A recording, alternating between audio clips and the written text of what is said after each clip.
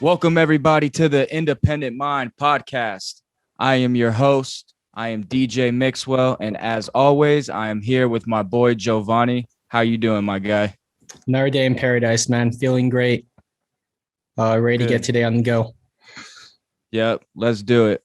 So today, we got a very, very special guest. I've known her for, let's say, over 10 years now. You guys have probably seen her on TV, pay-per-views, all the big UFC fights. We are with my homegirl, Brookliyn Wren. How you doing? Hey, I'm good. How are you? Doing good.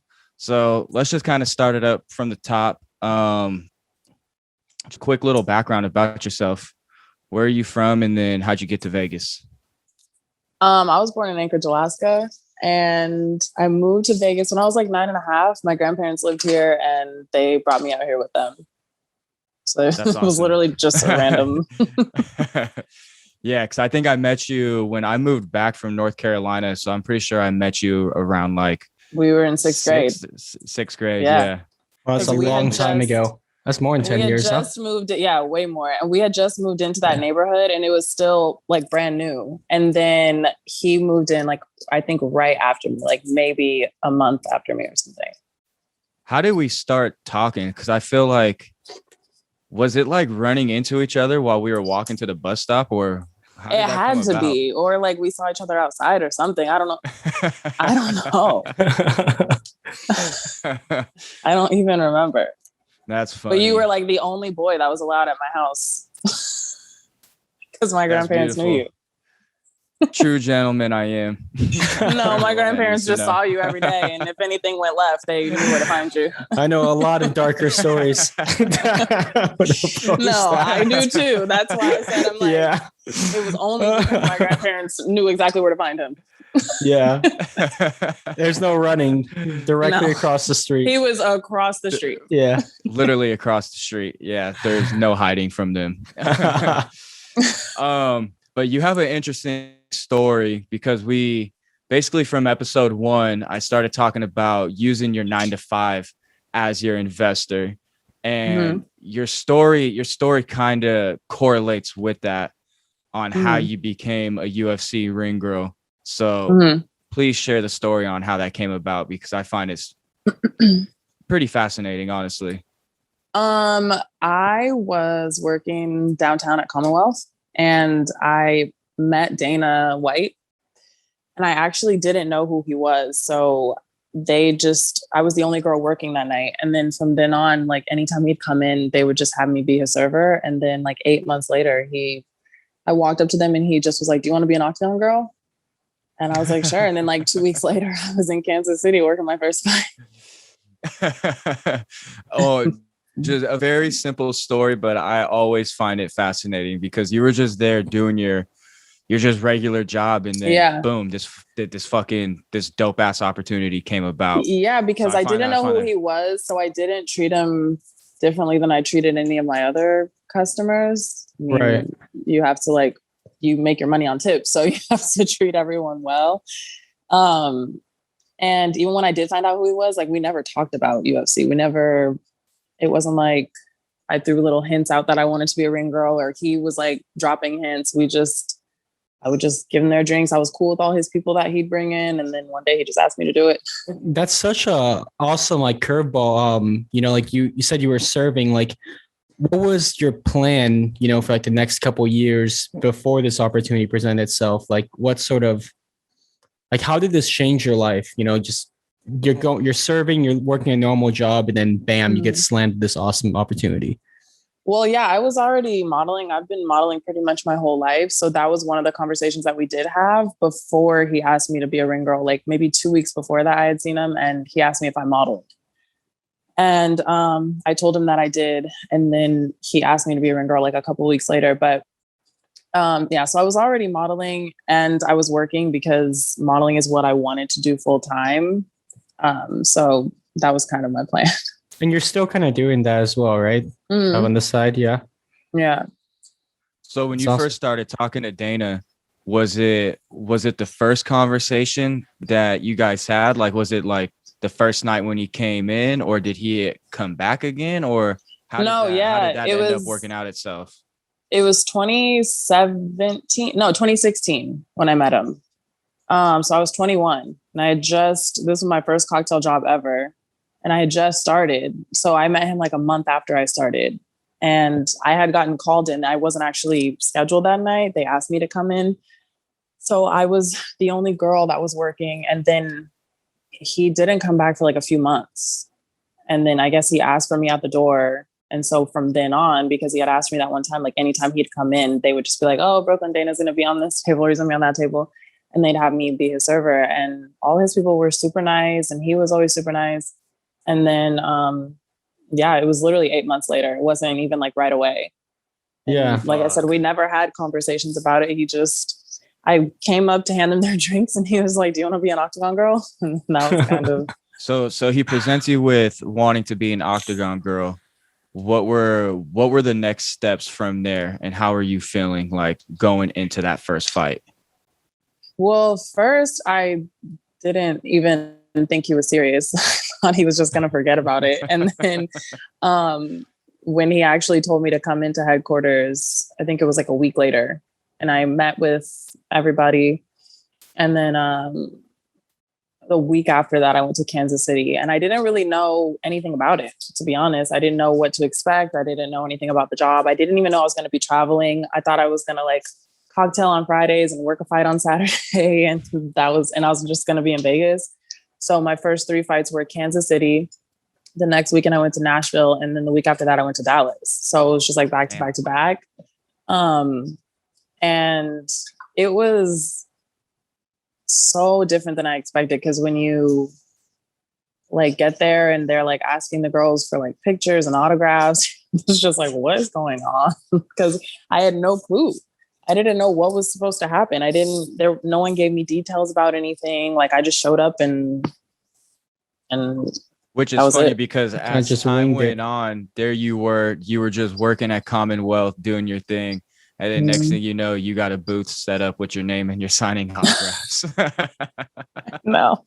The craziest part to me was it was like I had started in April of 2017, and July I had my first ever appearance. And I just thought that was so weird. It was at Wet n Wild. Oh my God. What's that? Like, damn, that sounds fun. It was at what is that beach club? Oh my God. Encore? No, the other one. I can't remember. I'm blanking on it. But yeah, I was at one of those. And I wish I knew more about the strip life. Wet Republic? No clue. Wet Republic. That's why Wet was in my head. that makes sense on why Wet n Wild came about. So as you started going on, to me, it looks like a fairly easy job. So when you step into that, are you getting like, are there like pre-shift, like pre-work meetings, or what's kind of going into it? Or is it just kind of like round 1, round 2, round 3, hold up the card and blow a kiss to the camera and call it a day? No one tells you anything. No one really tells us what to do. We just kind of, as long as we show up and are there to do what we have to do, you're pretty much good to go. Like my first fight, I had no clue. I mean, I'm like, it's not gonna be that hard, but I didn't know before the weigh-ins anything about it. I didn't know at the fight. The thing I was most nervous about was hoping I wouldn't trip when I was talking, because there's a lot of people on stage, a lot more than you guys probably see. Like when we're trying to walk around, like you have to like kind of tap people, because like they'll just move and like bump you, and you just hope that you don't fall off the side of the stage. So I was nervous about that, but knowing when to go, that was the only thing I asked the girls. I'm like, when do we go up? Like when? And now we just kind of know, like when they say fighting out of the blue corner, we just start walking. So that's kind of the only thing. Other than that, so you just got that one cue on fighting out of the blue corner, and then start circling around. Yep. That's funny. That's really cool. So when you do that, and are you just staying in the States, or are you like traveling to different countries doing this? I've not countries. I'm contracted for the States and Canada. Wow. So I've been to Canada like 4 or 5 times. and I've been pretty much everywhere in the States, but I was supposed to go to London last year. And then 4 or 5 days before my trip, they started locking down certain places. So Corona hit, huh? I didn't get to go. I think I remember you telling me about the London. Yeah, because I was so sad about it. I think right before when you were supposed to be going, I'm pretty sure I made a hint out there where I was like, so if you need someone to go with you, invite me. One of my friends was going with me. Not me. I shut it down. I'm like, I was so sad. And then that's when we thought that lockdowns were only going to be like a week. So they were like, oh, we'll put you on the next Europe flight. And then we were on lockdown for like 4 months. Which turned into a whole year plus more. Mm-hmm. And, luckily now we're finally letting let go. I know. And go out once again. So this sounds like, like an awesome, blessing of a job, right? Like it seems pretty lax. You get to travel. You probably get to meet a lot of cool people.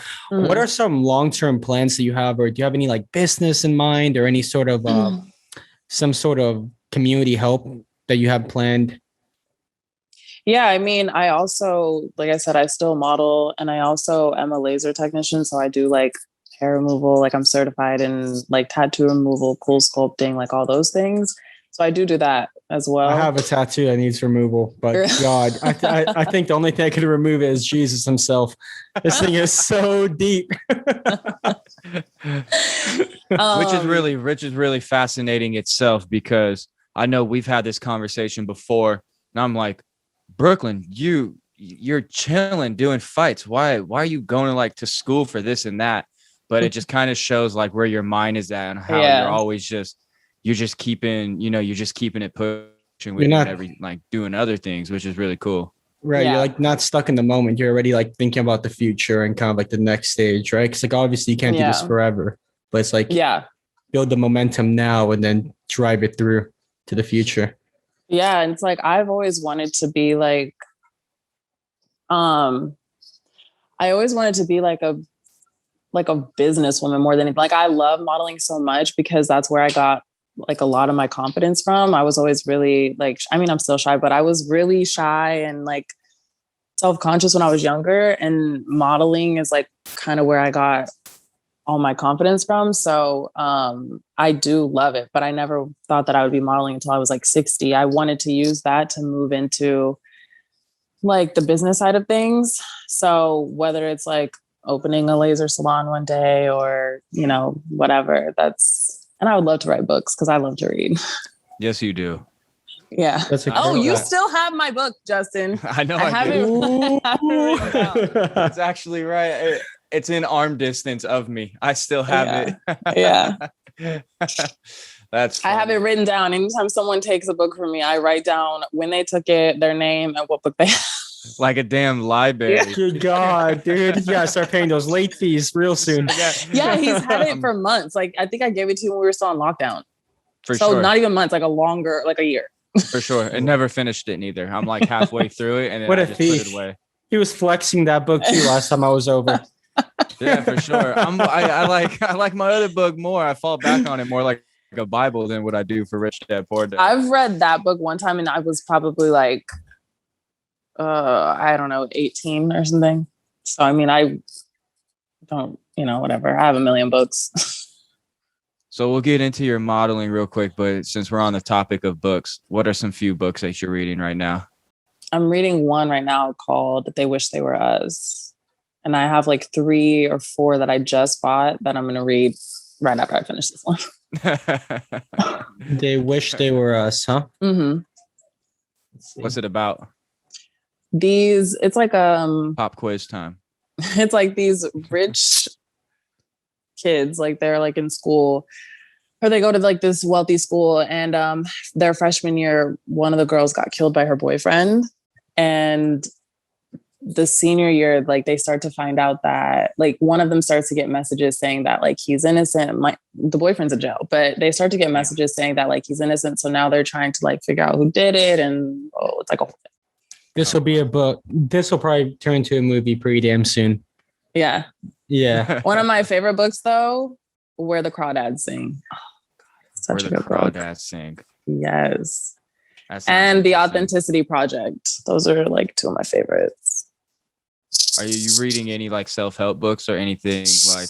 I have a lot of them. I'm not a big self-help. I read for genuine enjoyment. So I just randomly go look at books and try. You really I'm are. sorry. You really are a library. I don't think people understand like, how many fucking books you have.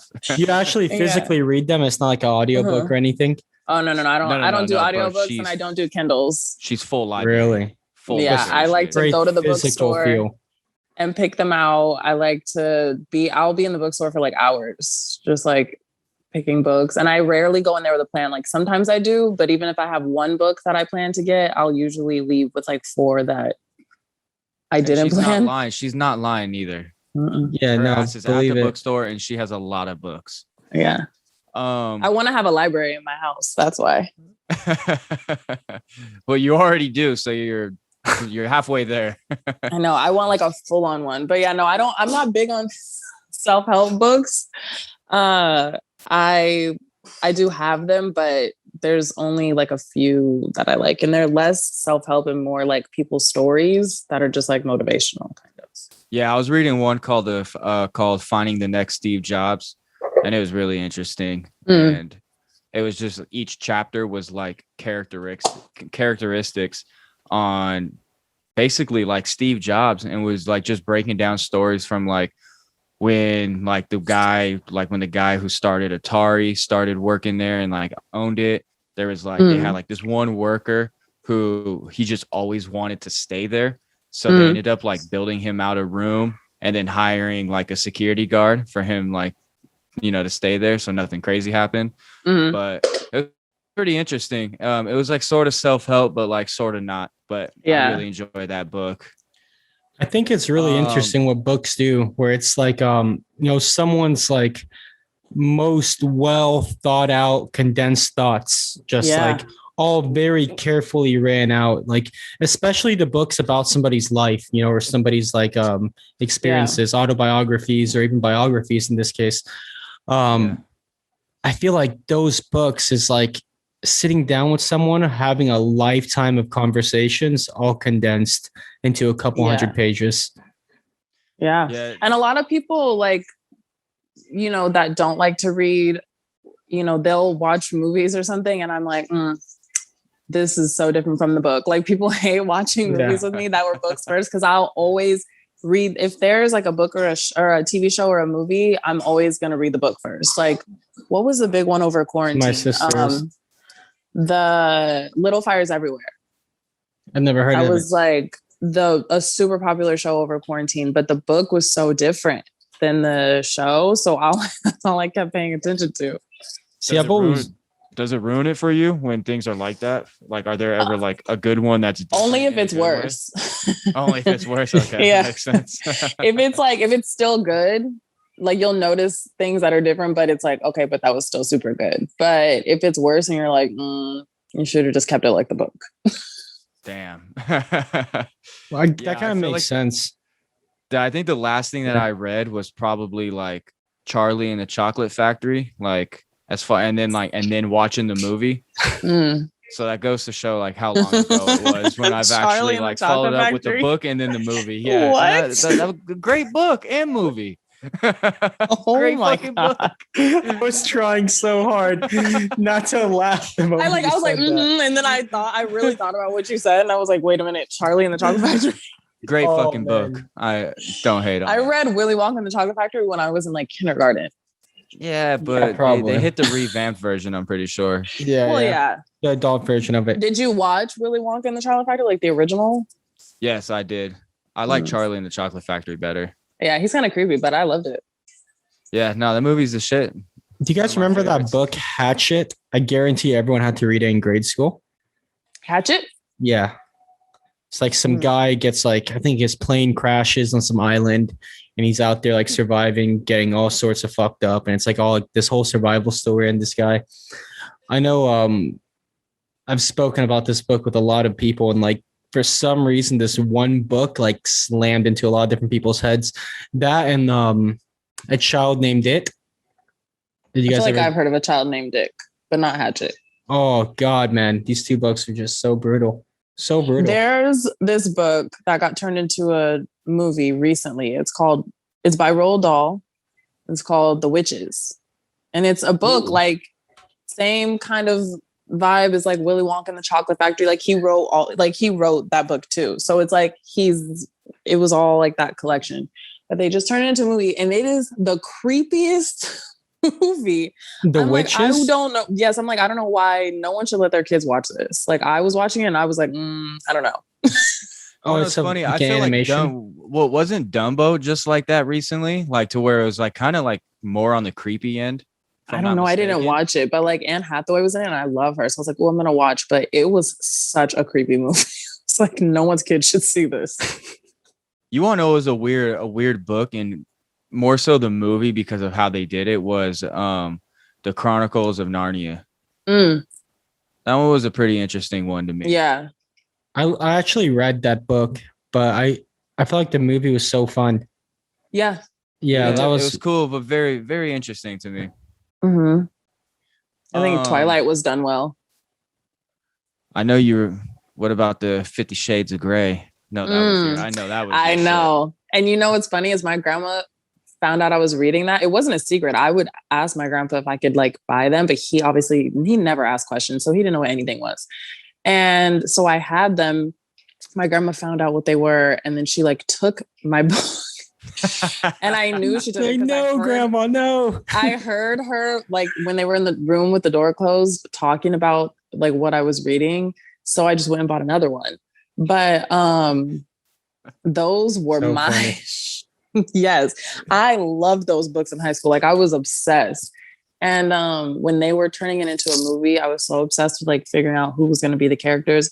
I like them. The books are obviously 10 times better because they're so much more detailed, but I liked it. Yeah, I'm like halfway familiar with it. Isn't it like on some freaky shit, really?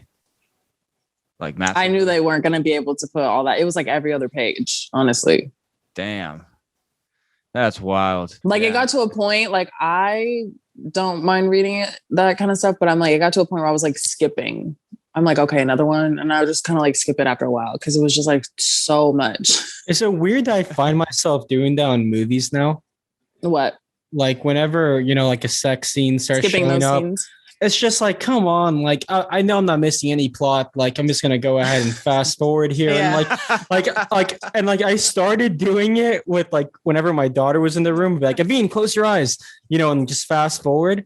But now it's like, what the fuck am I watching? Like, it's just, I don't know, man. I always feel uncomfortable with it. Like that used to be the worst. Watching like a movie with your parents, and then a sex scene comes on, and you just have to close your eyes and like wait for it to be over. Oh my God. Even worse, like you avoid eye contact, and you both know that you're watching it, and it's awkward for them, and it's awkward. What happens like when you're an adult and something, like now you can watch it, but you're just like, I don't know what to do with my eyes. Dude, swear to God, I think I was like that probably like 6 months ago during quarantine. I ended up watching a TV show with my parents, and I forgot what TV show it was. And Sky's just clapping cheeks in the show. And I'm just like, what the fuck, man? Like, I'm, 25 years old and I don't even know what the fuck to do with myself. Yeah. Well, Justin, you know how strict my grandparents, or especially my grandma, was. And I'm like, anytime she says anything like sexual now, I'm like, please don't talk like that. I know I'm an adult, but like freaking me out. All right, enough about the books. We'll be here all night talking about books with you. To what you do in modeling, how did that one come about? So I know you're with an agency right now.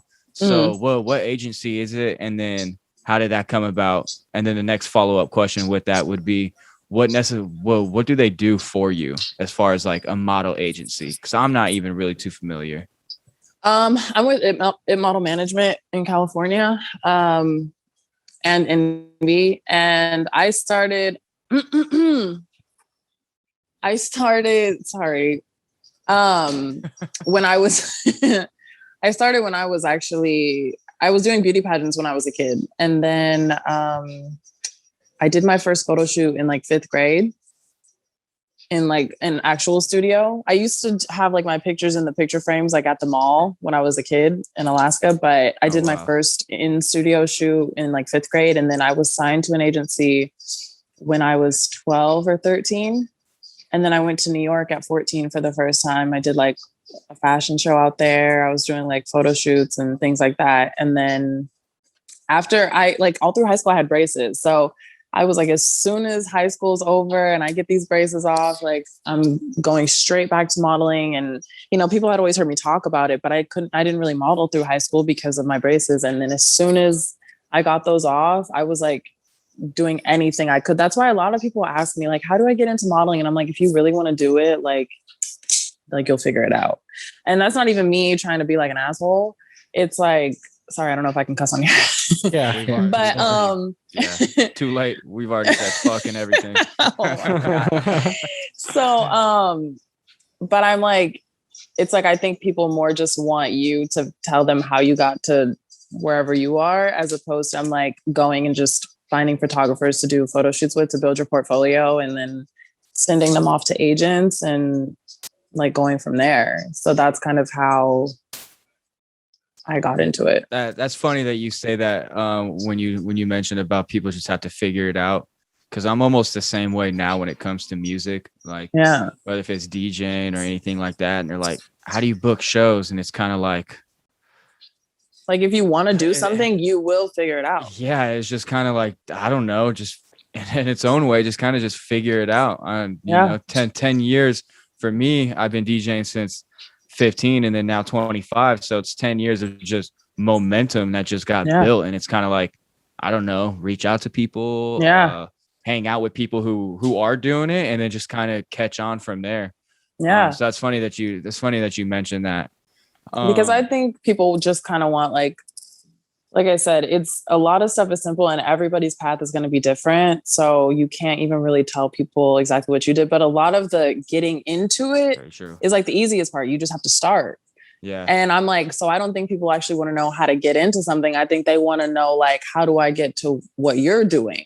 And I'm like, that I can't help you with. Like, you're just going to have to start and then take your steps. Yeah. Yeah, that's very accurate. And like often, you know, they'll think the obstacles in their way are like to get to where you are rather than to get to a start. And like often like just saying fuck it and full sending something and like, you know, getting your first toe in the water is usually enough to get the momentum building. Exactly. And you find out who's actually passionate about something when you tell people like, oh, you know, like figure it out. Cause then those people usually won't even do anything. They won't ever start. Facts. Yeah, no, that's facts. So what are your like future plans as far as like with obviously still continue doing the ring girl stuff? What are like the future plans like with modeling, and what are some of your next things that you're trying to get into with that?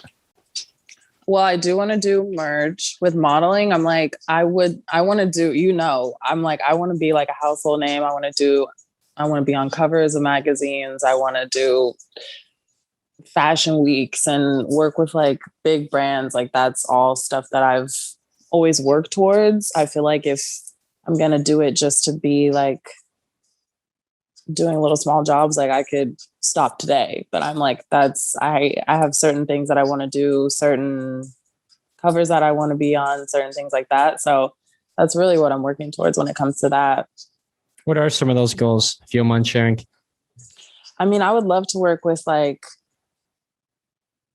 I would love to model for like, I'm a brand ambassador for Savage Fenty now, but I'd love to actually like model for them, like a Sports Illustrated cover, Vogue, LW, like all so you have a long way to go then. As far as like you still have a lot of goals. That's awesome. So there shouldn't be any burnout anytime soon. I want to do all the fashion weeks, New York, Milan, Paris, all those. Nice. I want to do it all. Well, you're definitely on your way to doing that. There's fucking no doubt about it in my mind.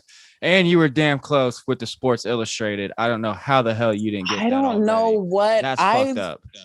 I don't know what happened. I honestly don't. And I've asked about it, and like the answer that I got still wasn't really an answer. So I don't know. Haters. Absolute haters. So it feels like it'll be like that. It'll be like full speed and then just like dead halted, but like with no answers. Yeah. Well, that's usually sometimes how it is when with all of us with our own grind. It's kind of like that. But we have a few minutes left. So we usually have a question that we always ask people. So definitely want to hear your input on this one and see where your mind is. And the final question would be, what does success mean to Brookliyn? Honestly, success to me is just living exactly how I want to live. And that doesn't mean there's not a number that I have on it. I just want to be able to do what I want, live how I want, live comfortable, like to the point where I don't even like think money isn't really like a thought. Like I don't want to even have to stress about it or worry about it. And also like I do want a family one day, and I don't feel like I would ever feel fully like accomplished without one or the other. Like I wouldn't want to just be like 45 and single and no kids because I'm like, oh, I just worked my life away. But I wouldn't want to be like a stay-at-home wife and mom and with no career. So I'm like, both of those, if I have that and I'm happy with what I'm doing in life, then I'll feel. You want that like financial freedom. Exactly. Yeah. That's the beautiful thing there. Yeah, it's always interesting hearing everyone's their answer for what does success mean to them. Yeah. So we appreciate you coming on, Brookliyn. You're fucking killing it. Thanks. I always respect your grind. Anyone who's listening, catch Brookliyn always on the UFC fights. It's dope as fuck. I always get excited. I'll be back next week. And it's always Wait, what's the fight? Who you fight?